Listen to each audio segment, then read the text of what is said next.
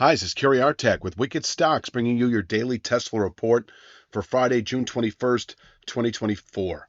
But before we check out the charts, I just want to ask you to please click like, share, subscribe, and check out wickedstocks.com, where we offer a full suite of both daily and weekly analytical videos, just like the daily Tesla and daily NVIDIA reports, daily analysis in the SPY, daily analysis in the Triple Q, weekly analysis in the S&P 500 index, the NASDAQ 100 index, and Apple stock, as well as 2 individual stock picks a week that you never see on YouTube that cater to the 3 to 5 week swing trader out to the 3 to 5 month near-term investor, always looking for 20% moves or more on those underlying stocks. And you get to see all of this for free. We offer a 5-day free trial up front. So check out wickedstocks.com. Let's take a look at the charts. I like to start with the big picture, work our way into the day itself. Long-term dynamic, that is the 1-year framework, remains bearish below 214.05. This channel top, if given the opportunity to sell, is a good short sale zone as we move through the rest of the year, because below which our lower low, lower high dynamic becomes clearly defined by the 214.04 channel top. So this formation, if tested over the coming weeks, able to contain buying through the third quarter and even the balance of the year. And once tested, we can fall to channel support that is dropping gradually and converging later in the summer with the 101.81 January 23 low anyway. Now, presently, we're not anticipating 214.05, and in fact, we can show you this descending channel top that, yes, we did close above on Monday, but fell away from there Tuesday and certainly Thursday, and so 183.15 is the level that is your resistance now as we move through the rest of June. Holding below 183.15, also shown here, will keep a newly formed channel bottom in reach that is presently at 160.93 over the next, I'm just going to say 2 to 3 weeks. Could be sooner, but 2 to 3 weeks I think is realistic. This newly formed channel bottom, I say newly formed because it was just about a week ago that we formed the high upon which it is in part based. So the low 160s in reach, so long as we continue, trading at or below this 183.15 descending channel top. Now, I've mentioned in recent videos how the high settlement price that was put out on Monday at 187.44 can be considered a meaningful upward pivot point as we move into next week and even into July trade. You could consider this a range of resistance.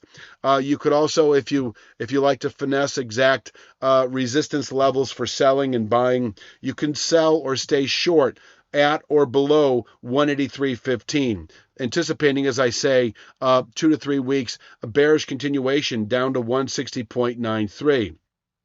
But in terms of the upside, where do you go long? I think clearly above 187.44, although there is a certain case to be made for just merely closing today above 183.15. But I'm more comfortable with 187.44. I think closing above 187.44 does pivot the market north through the rest of June. And within 2 to 3 weeks of doing so, we should see 212.90, which is that same longer-term channel top on the daily chart that we find on the weekly chart at 214.05.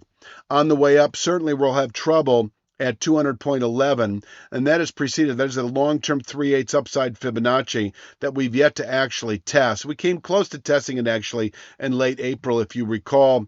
200.11 is preceded by a horizontal channel structure at 198.27.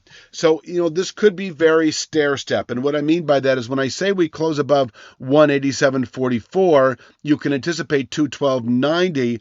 I wouldn't fault you for just grabbing these 3 to 5 day swing trades. If we close today above 187.44, by the end of next week, 200.11, where you can take profits.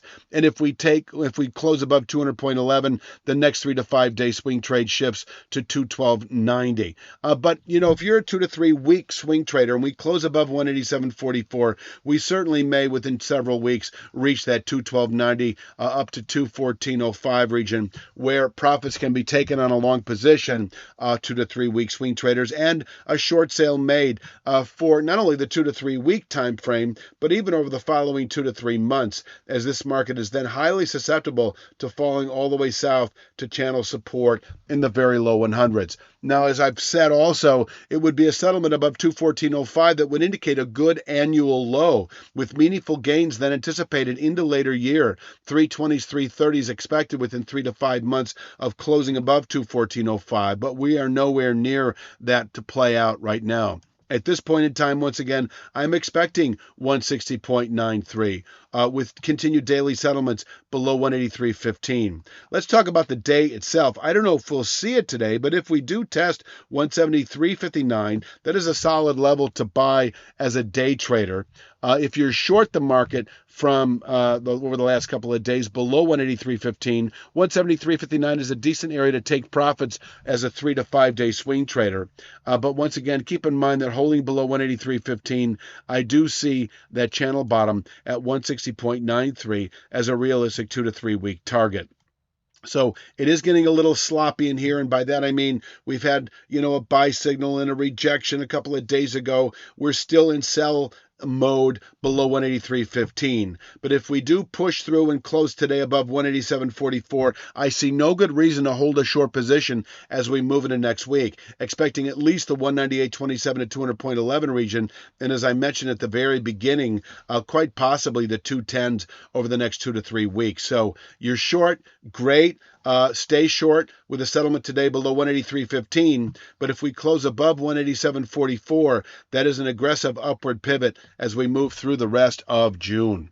I don't think there's really anything else that needs to be said. I'm going to leave it at that for Friday's Tesla report. Please click like, share, subscribe. Check out wickedstocks.com. We offer 2 stock picks a week. We put out a couple actually on a Thursday you might want to check out. Those are some tech stocks you might want to check out. And what else do I want to say about all that? We offer a 5-day free trial. Oh, yeah, I know what I was going to say.